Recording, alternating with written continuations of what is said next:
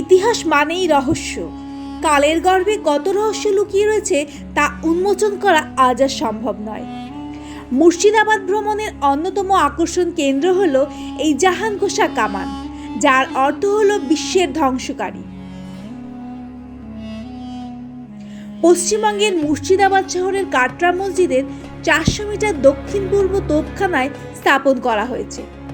তোপখানা ছিল নবাবের artillery park এবং বাংলা, বিহার ও উড়িষ্যার পুরাতন রাজধানী জাহাঙ্গীরনগর শহরের প্রবেশদ্বার।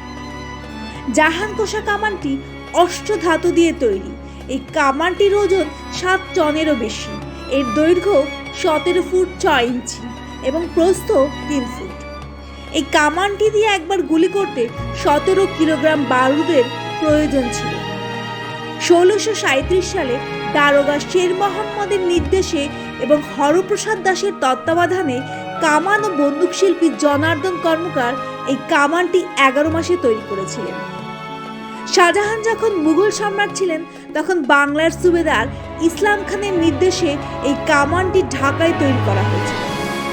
নবাব মুর্শিদ কুলি খাঁ ঢাকা থেকে রাজধানী মুর্শিদাবাদে স্থানান্তরিত করার সময় ওই কামানটি এখানে নিয়ে আসেন।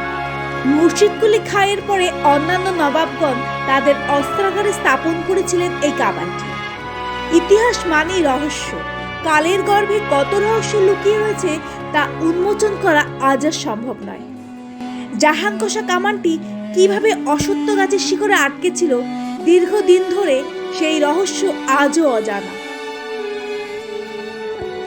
পরবর্তীকালে ভারতীয় প্রত্নতাত্ত্বিক বিভাগের উদ্যোগে জাহানকোষা কামানটি গাছের শিকড় থেকে সরিয়ে বর্তমান স্থানে স্থাপন করা হয়েছে। আশা করব ভিডিওটা আপনাদের ভালো লেগেছে। তাহলে আজকে এখানেই বিদায় নিচ্ছি। দেখা হবে পরের পর্বে। নমস্কার।